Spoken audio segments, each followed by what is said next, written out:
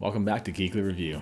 Yeah, so this week in review, we're starting off by talking about Jurassic World Fallen Kingdom. Yeah, so you guys remember, we do full spoiler reviews, so... Yeah, so definitely, if you haven't watched it yet, if you haven't seen the movie yet, check it out before watching this video. And if you don't care about spoilers, here we go.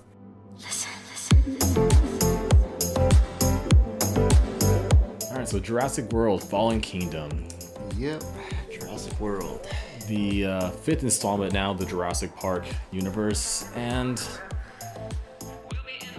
I don't know, what do you think? Overall, just, it's a movie.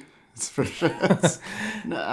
So Jurassic World Fallen Kingdom starts off, like every single Jurassic Park post the first one, is why are they going back to the island? So the movie starts off with, okay, why are we sending these characters that were in the first Jurassic World back to this island? And so it goes into where the dinosaurs are about to be destroyed by a volcano that's going to erupt on the island, right? Yeah. And Poor planet. yeah, who didn't see that coming?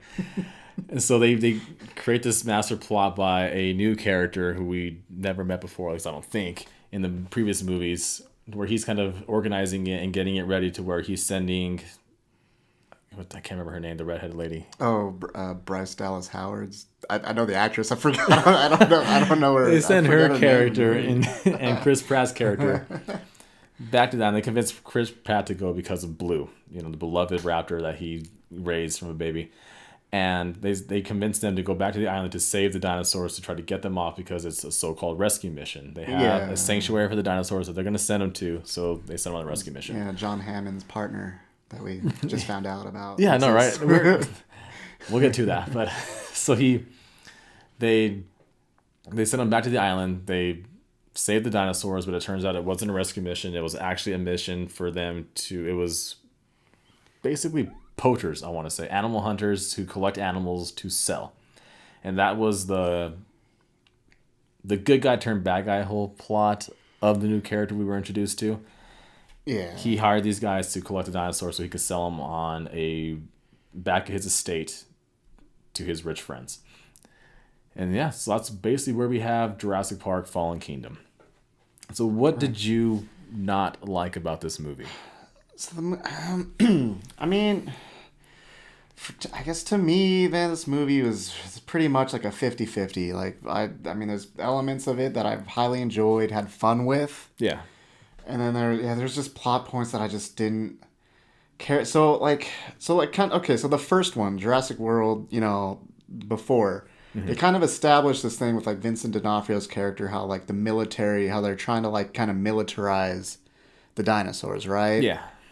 And that was cool. Like, it's an interesting idea. I was kind of totally on board with that whole thing. Mm-hmm.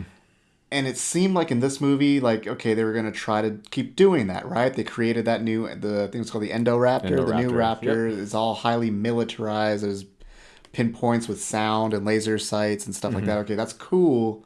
I was kind of hoping they were going to go all in on that. So what they ended up doing, they getting it back to like this guy's mansion, right? And they go instead of auctioning out, you would think, say, like, okay, the military would be there, right? Like, it's logical. Yeah. No, they decide to auction them off to like black market terrorists. It's private parties, yes. Like, just like these like evil it's like people Bill around Gates the world. And the Zuckerberg guy from Facebook going to this guy's mansion and buying a Stegosaurus. Yeah, it's just like it's all you got people in Africa, all over, like just basically just terrorists. Yeah, getting this I don't. Why? I don't.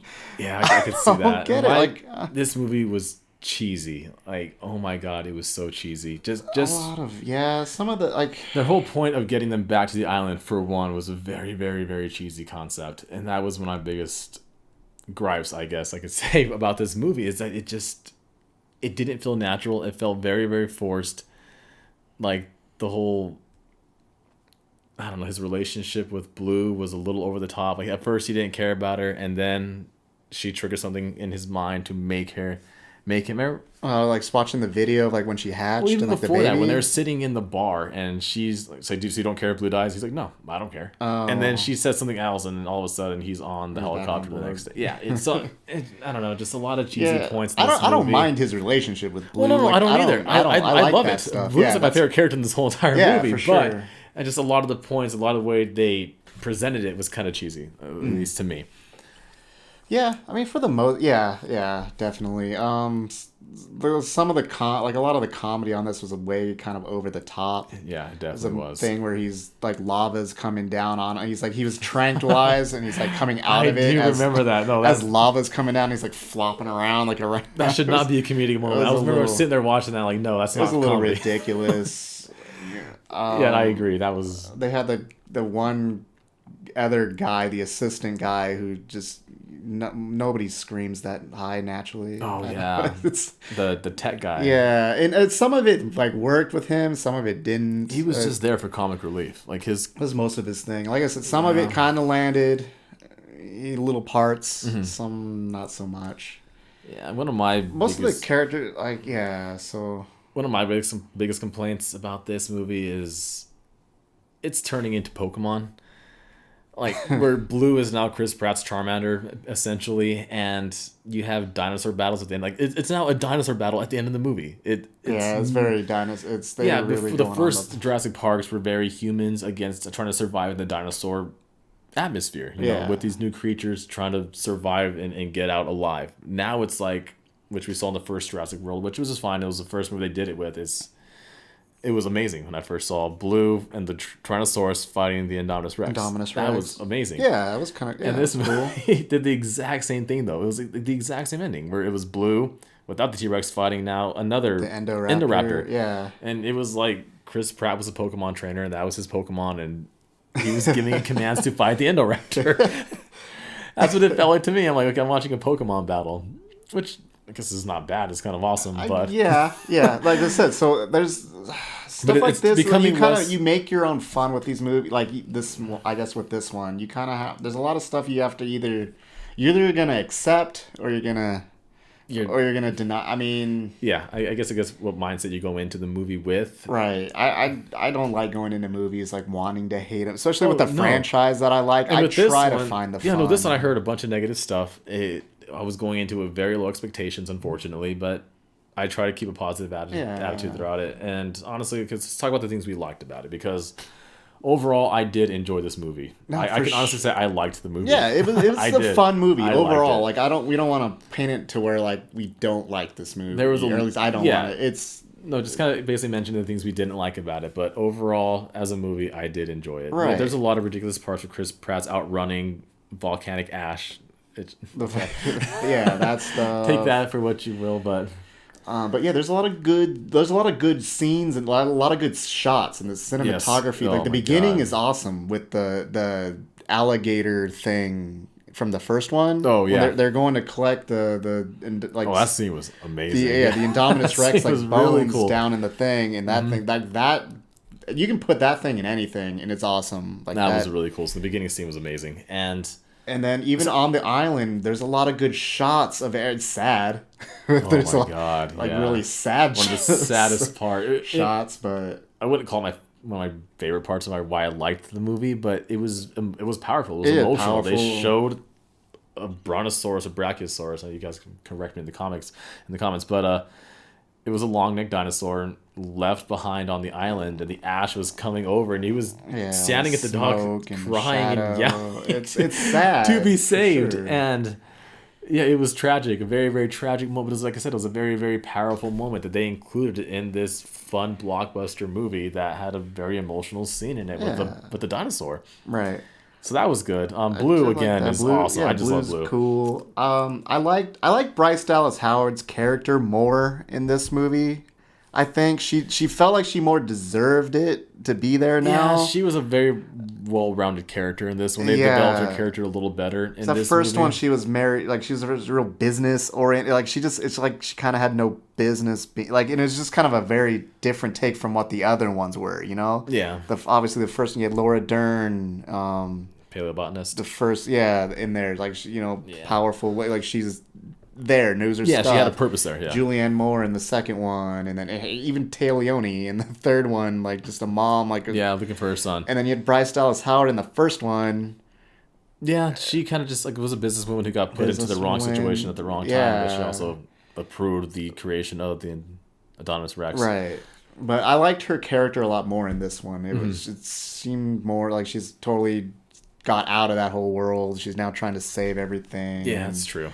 Not wearing heels. There's a shot in the movie that's very clear she's getting on the island, she's stepping off in boots, and it's I do remember that scene. It's an obvious shot. It's like, okay, thank you. Yeah, they she's did not do a wearing little heels. zoom, Great, guys. kind of freeze frame shot of her boots that she was wearing. It's like, okay. It's like, we know everybody made a big deal about that in the first one. Here's this shot.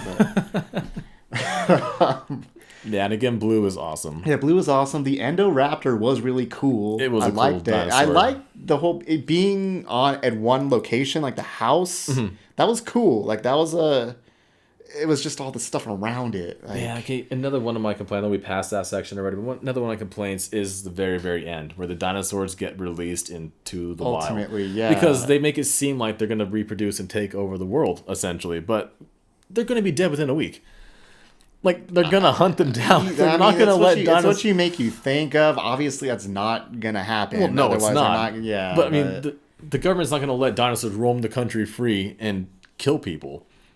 Yeah. That's going to be, like, Project 1 is destroy those dinosaurs before they harm anybody, any of the public. But we'll see what happens in the next one. Yeah, we'll see what happens. I don't know how... But overall, guys, I did enjoy this movie. I thought it was really good. It was a fun summer blockbuster. A few things you can't complain about. You can nitpick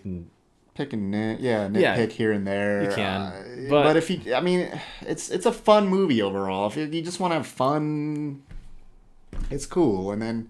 I don't know. Lastly, what do you think about Jeff Goldblum's character, Dr. Malcolm, coming his back? His 2 scenes he had? His 2 scenes. Yeah, he's not in a lot of the movie. I thought it was really good, honestly. He gave very, very powerful speeches. Yeah, he's talking in front of like a congressional board type of a thing, kind of speaking about just basically how we're screwing ourselves. I mean, pretty much. Like how we took our... ability to clone things, it's going to come back and bite us, including humans. Apparently, that's also a thing in the movie. Yeah, so we have a cloned little girl, cloned human, and they throw that in there as well. That's another little powerful moment in the movie where she says, "Oh, they're just like me," so she releases them to be free. Yeah. Right after finding out she's a clone, she took that very well. Yeah, she did. Yeah, she did. But yeah, Jeff Goldblum was good. His speech was very good. Very well written speech. He delivered it well. I mean, Jeff Goldblum's amazing in everything he does. So yeah. Overall, Jurassic World, I give it a thumbs up. I like it. Yeah, it is overall a thumbs up, guy. Like for sure. If you don't nitpick it, if you don't go in with such high expectations, if you go into it with just I'm gonna watch a dinosaur movie and expect it to be what it's gonna be, you will enjoy this movie. Alright guys, so that does it for our Jurassic World Fallen Kingdom review. So remember to like the video and subscribe if you want to see videos just like this one. Yeah, definitely leave comments down below if you think we missed anything or if there's anything worth mentioning, let us know. So next video is going to be us talking about Season 1 of Arrow. And remember to hit that bell notification if you want to be notified when we upload videos. Yeah, and also follow us on Twitter. Our handle is @geekly_review. So yeah, check that out. And thanks for watching, guys.